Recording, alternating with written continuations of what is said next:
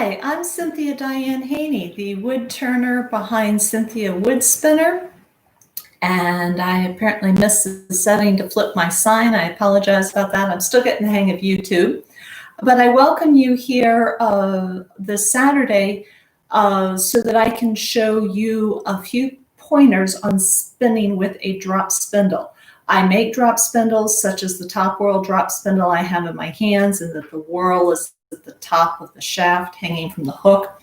And this is in my branch size. I also make spindles in my twig size, which are noticeably smaller and lighter weight, shorter shaft and so forth. And I also make a trunk size, bigger, heavier, typically longer shaft, but also a thicker shaft. The focus of today's topic, though, is going to be the branch and the twig size, because the trunk size can spin yarn of a huge range of thickness and almost never has any trouble when the yarn is too thick. However, a branch or twig size, if you're spinning yarn that's too thick for the spindle as far as its momentum to be able to get that twist in a timely and happy manner, then your spindle's going to be wobbling and acting funny and not spinning in a happy manner, and you're going to think something's wrong with the spindle or something's wrong with your spinning, but in reality, you just don't have the right combination for the job. So with that in mind, I'm going to spin briefly on 3 different spindles with the same fiber so you can get an idea for how this goes. The fiber I'm using today is just some commercially prepared Merino sheep's wool top, in that the fibers are relatively linear to the product. This is very dense, partly because it's commercially prepared, partly because it's been packed for a long time. It does not have any desire to slide in its current state. And for the current part of the demonstration, that's actually a good thing, because I need a little bit of help to get it to go thicker. And hi, Kristen, thank you for joining me today. Have you ever spun before? So I pulled a hunk off the end of it to have a portion for working, and I did not pre-start any of the spinning on these spindles, so I will take you from the very beginning. I'm just drafting out, as in making thinner, a little bit of fiber off the end of the fiber supply. I'm folding it over on the hook, and I'm setting the spindle in motion.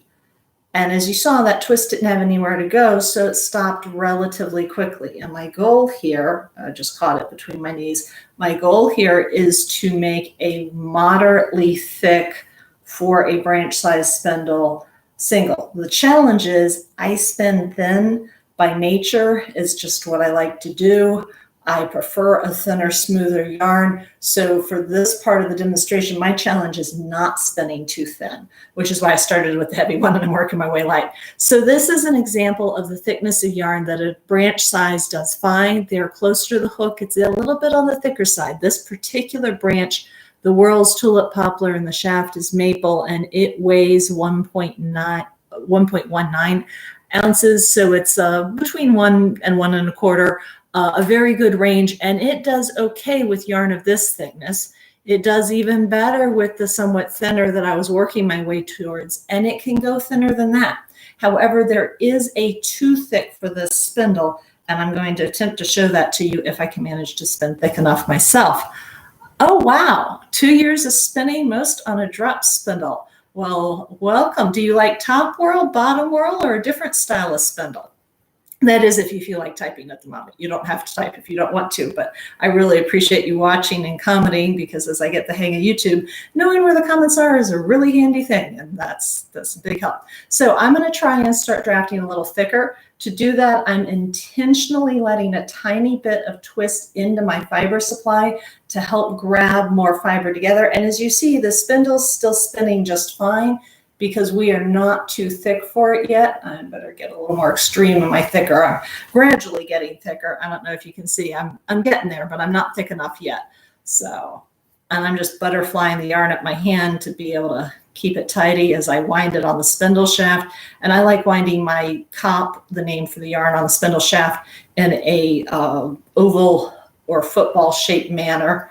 Okay, here I managed to get a little bit too much twist into my fiber supply, and I've got some twist lock going on. I'm actually, instead of taking it out, going to use it as kind of a third hand to really kind of jumpstart me to thicker than I really want this spindle to do, so I can actually show you thick enough to get an idea of really what gets to be too thick. See how quick the spindle stopped that time? So again, we're spinning, it's spinning. I'm trying to remember to go thicker. It is bumping into my knees a little bit the way I'm sitting. And part of that's because it keeps slowing down. All right, we're starting to get noticeably thicker. Let me get this shorter, skinnier wound on. Oh, you've got quite a spindle style collection going on. Okay, so let's get a little bit thicker here. All right, now I'm finally getting thick. It takes work. Now, Merino, I would not actually make a project at this kind of thickness out of Merino because it's short, it's soft, it's slightly fragile as a fiber, being so fine, and it would wear too much and pill too much if I used it in that thick manner.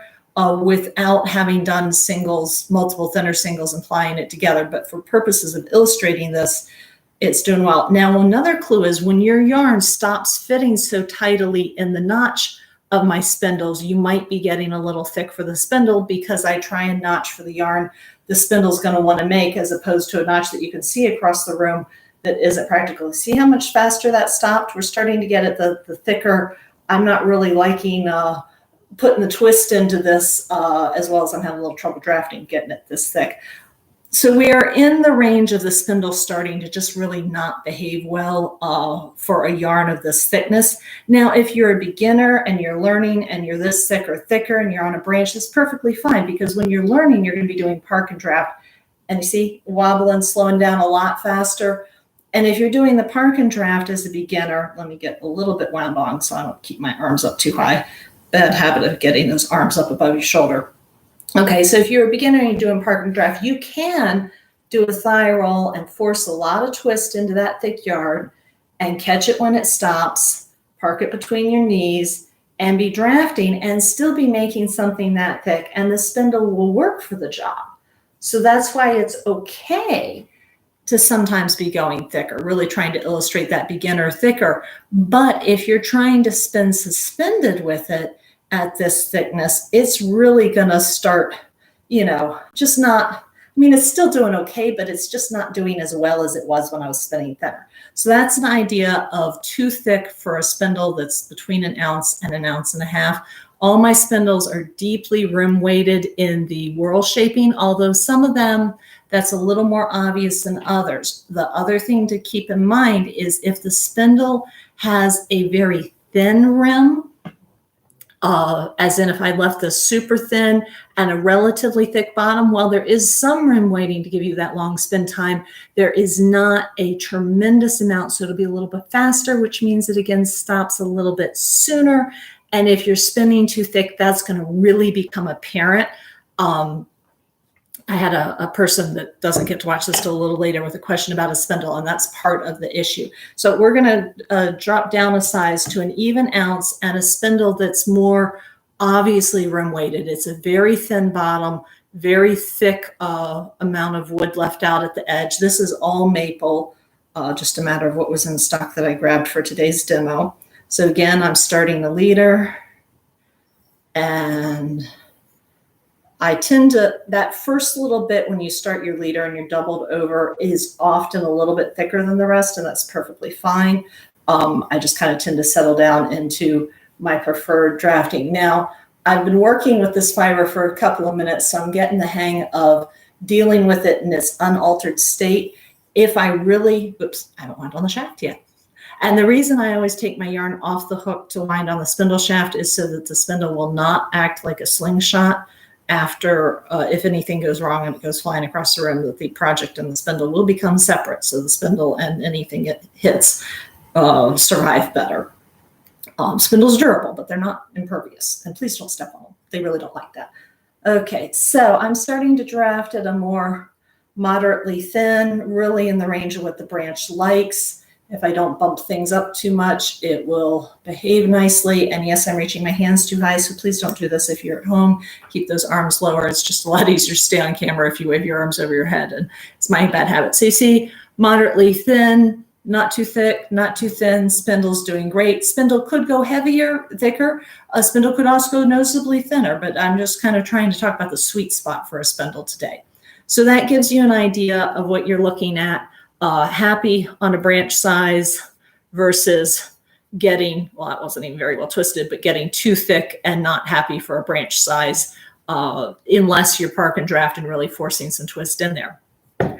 So to move on to the twig size, this is where it really becomes obvious if you have a fiber prep that's just not drafting well, or if you're spinning just way too thick for the spindle.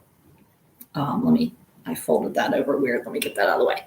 Okay, so by the process of having spun on the other two spindles, I've kind of loosened up this little hunk of the merino top, but often your fiber will be a bit on the compacted side. And if you're going to be spinning on a twig, you really want it to draft kind of like butter. So I'm just going to kind of wake this up as a whole a little bit so that it'll draft a little bit easier once I'm messing with the twig. And I probably even could get rid of some of the extra because I'm not spinning all day with you, and a little bit goes a long way on a twig. Now the twig, this one is, I really think better on twigs in grams. This is only 9 grams, which is 0.32 of an ounce. Very lightweight. Again, it still has a rim-weighted shaping on the whorl, but the decorative effect on the shaft means it's still going to be a fast spindle, but a little bit of long spin time. And this is great if you're really spinning thread-like lace fiber, the sort of thing that you'd want to then ply on the branch, possibly. Okay, so you see how much less fiber I'm starting with, and this may even still be too much for getting the twig going, but I got to start somewhere. And the challenge with that, particularly with something short and slippery like the Merino, is making sure you actually are holding both ends of that first bit of fiber under your fingertips. See how quickly it wobbled and stopped? Part of that is because I didn't give the twisting more go. Part of that is because we are still spinning thicker than the spindle really is going to want to spin. And I also did a rather lousy start. So let's get all the elements going. And twigs, it takes me a little while to settle into spinning a twig. As you see, I'm spinning too thick. I'm not drafting fast enough, and it's wobbling quick. And while, yes, I'm spinning thinner than I was on the branches for a twig, this is still too thick compared to, I'm losing the twist as I unwind it, but compared to what the branch was spinning, you see how much thinner the twig is on top here, and even still this is too thick for the twig. So I'm going to get a little more leader spun. I'm actually do a thigh roll to get going as I get this happy. Let me get just a little more made so we can get wound on the spindle, and then it gets a little easier to get thin. And when I first started making the twigs, it took me almost a full ounce of fiber. Well, it wasn't that much. It was maybe a half ounce of fiber that I had to spin on the twig, just thinner and thinner and thinner until I finally hit the sweet spot when I was thin enough and went, oh, these are awesome spindles. Because I knew from making it, I'd done everything right to keep it balanced and aligned and so forth. But until it actually spun pretty in action with fiber for me, I just wasn't ready to sell it in the initial ones. Now I have more and have made more. And as you see, I'm trying to draft a little faster and even thinner still. When I'm doing this right, you're really not going to see that yarn coming off of the twig hardly at all. And of course, as any spindle, when it slows down, it's going to wobble. But as you see, we're getting really thin. And that's what the twig excels at. And this really thin with the Merino, more of the fibers, now it doesn't have to be quite this really thin, but anything in the thinner range, more of those fibers are trapped inside. There's a little more twist involved. And then if we're plying, you easily can get a multi-ply yarn from these singles and have even more of the fiber on the inside of the way everything overlaps in the plying, and that will protect it and make it more durable and make it stronger. I'm in the process of doing a 3-ply merino for a sweater for myself that one will have nice texture in the knitting with the 3-ply, and 2 will be much more durable than otherwise. But as you see, we're now getting close to the range of happy twig. This might take a little longer. I don't want to take too much of your day, but I've got to get down to the sweet spot. And then I do have one other fiber to show just to give an idea of how things go. But I wanted to do the consistent test on all three. I'm going to back up a little more so you can see more of the spinning. There we go. I'm thin. I'm really thin. I actually did a thigh roll, so the spindle's just singing along. And if I keep up drafting, it's gonna, well, if I'd been holding my body normally, we would have gotten towards the floor. Now you see how hard that's getting to see. That's the point. That's the kind of thickness you want out of a twig. You want something that is in the range of like a buttonhole thread to thinner. Now a heavier twig, yes, you can go heavier. And again, park and draft, you can go thicker, but a twig is not intended to spin anything thick. You want something that a 2-ply, actually, let me get us to do a half decent little plybacks.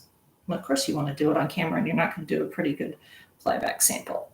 That's a little bit, let it do its own pigtail. As you see, the 2-ply is still very much in the lace weight range, but a 3 or 4-ply, you would then be up to a knitting yarn that you'd actually probably want to use for a non-lace project. But it's a very, very versatile tool within the range of what it does well. But twigs are very much a specialized tool, which is why I don't recommend them for beginners. I actually almost refuse to sell them to a true beginner unless they're also getting a heavier spindle, because just getting the hang of spinning that thin and drafting that thin and is a challenge. But I did promise to show a second fiber today. And this second fiber, normally when I'm showing something on camera, I can tell you what it is. And all I can tell you is it's green. This was given to me by somebody who was struggling getting their spindle to behave well with it. And it was a shorter piece when I was handed it. Looked a little bit more like this end. And the first thing I did was get a feel for it. So I just kind of pinched and pulled. And as you see, I kind of started drafting a little out. And now that I've worked with it, it's sliding easier. But this is I would say safely a blend. Of course, it'd help if you actually pull out a staple length, which I didn't even do that. Very crimpy, kind of a mix of staple length. I should have pulled out a little more so you could get a better look. And even I could get a better look. Well, it might all be one staple length, but it highly crimpy. You can't see that at all. I had a white piece of paper. All of this green, this thin, might not be, maybe, yeah. It's too much a mid-tone. We don't really have enough contrast in either direction. But it's relatively short, it's very crimpy, and in the unmessed with end, which hopefully I left enough of it unmessed with, when you first start working with this, it's not a fast, easy slider. So if you were working with it unwoken up, it's not sliding that easy. And of course, it's another case if you need your hands far enough apart, which with the Merino wasn't an issue. With this, you need your hands a little further apart. But I'm going to show you what this looks like spun in 2 different stages. Now we will see if I can get this odd fiber to join with the Merino. That's probably going to be an awkward no, but we will give it a try. So we're starting on the twig here, and first I got to get a successful join, and then I got to get thin enough for this because this is quickly wanting to spin a lot thicker. You see how much thicker the green is than the white. It's wanting to spin thicker than the twig really wants. So to spin this well on the twig, you're really only getting maybe 4 individual fibers in the strand at once. And that's what that looks like happy on the twig. However, because this is kind of I'd say more of a roving than a top, a very jumbled preparation, this on the twig came out a lot of little bits poking out, which this could actually make this into a coarse, rough feeling fiber, which is not by nature particularly coarse or rough. It is compared to the Merino, but otherwise it's not. And because of that, I wouldn't necessarily even spin this thin because it's always going to be rough to get enough twist in there. It's going to be a little on the coarse side. We'll let this do a ply back with itself. I actually plied into a 2-ply. It's not bad, but it's just a little, it's fine. It's good, but this probably isn't the way I would spin this. If this was my fiber, twig would not have been what I would have thought to spin it on. And of course, everybody, your own preference, your own fiber, your own tools, your own project. That's a wonderful part of spinning. You can do what you want. And I'm just going to break off some of that because I got we've got too many fibers on the table and we have a fiber tangle. There we go. Okay, so I'm going to move this up to the branch size. This is the 1 ounce branch, and I'm going to do a park and draft join here just because I've got such dissimilar fibers. Okay, and again, I had this woken up a little. I'm going to overlap this with the Merino, and we will get spinning. And on the branch, it's much happier drafting at a branch friendly. Whoops, we're slowing down from that initial, but whoops, went a little bit too thin too. Hang on. Wind on some. On the branch, it's much happier getting itself drafted to a good point. And on the, well, that was a wobbly start. That was me, not it. And if you're really paying attention to how your spindle spins, that bugs you. If you're just spinning, you won't even notice that much, and you'll just go on and wind on and start at normal again. But on a branch, this is kind of more how it's spinning. It could certainly go thicker than this, but like I say, I'm a default thin spinner. And that fuzziness is more, seems more appropriate to its thickness. It's kind of a subjective sort of thing. And doing a very tangly ply back there. And you see now the 2 ply, we could certainly go thicker than this. We could also do a 3 ply to get thicker than this, but that's now feeling and acting more like a yarn I'd want to work with. Again, this is the Screen Mystery Fiber, and you certainly could go a great deal thicker with this. You could go fairly thicker still on the branch. And of course, the thickness, as we were showing with that Merino earlier, I don't have enough of this green to get super thick. Or if you wanted to go really thick, chunky, go up to a trunk. If you're spinning on the thicker side, as in worsted looking singles and heavier, and on a branch, and it's giving you grief, it's time to go up to a heavier spindle, would be the way I'd put that. It's not that it can't spin thicker. It just, if it's wobbling a lot and it's frustrating you, you might not be matching your spindle and your fiber well as how you start. If you have your leader and you're ready to set your spindle in motion, doesn't matter whether it's a finger flick or a thigh roll, but let's go with the finger flick because that's what I've been doing. And I have a strong flick because I've been doing this for 9 years. And if you're really slow at getting around to drafting and you're kind of fighting your fiber, spindle started wobbling back spun before I even got any drafting done, just because I didn't give that twist anywhere to go. It all piled up in the leader and said, hey, I don't have anything to do. I'm going to quit. Whereas if I had kept spinning and using that twist, as in kept drafting using that twist, I'm going to have to park and draft to use up some of that, it would have kept spinning smoothly. So duration from when you set it in motion to how soon you give the twist somewhere more to go. If you're slow in that transition to drafting, your spindle's more likely to wobble. The better you get the hang of it, the less of an issue that's going to be, but it's just something to keep an eye on. If you have a weak flick and you're slow to get drafting, your spindle's going to start giving you that warning wobble that it's slowing down long before you expected it to. If your fiber just isn't sliding well, wake it up a bit. As I showed you with that Merino, we'll play pretend with this. You know, if the fiber wasn't sliding well, if you're trying to pull your hands further apart, you can roll it around to get some air in. You can split it lengthwise, depending on what it is. I would not have done that with that green. And of course, you can just along the length of it, just kind of grab and move and grab and move and wake it up. And I would have my hands further apart and I'd be using a bigger piece, but I'm just kind of trying to illustrate this. And I'm not truly pre-drafting because there's still a lot of drafting to do on the spindle. I'm just getting some air back in here and reminding this wool what it is to slide. And as you see, it's getting longer and airier, and working with it at this point, particularly if you're going really thin, would be much more pleasurable than working with that hunk fresh off of the top. So hopefully that gave you some useful tips for spinning on spindles. If you have any questions, please ask them in the comments and I will type my replies. I will warn you, I have no idea where my YouTube notifications go. I think they land in my Gmail account, which is not my regular email account, something I'm still working on. So if you have any serious questions or needs, please contact me at ch@cynthiahaney.com. That's CYNTHIAHANEY.com. The email address is still off my original.com, and the business, the Cynthia Wood Spinner, has its .com, all goes to the same place.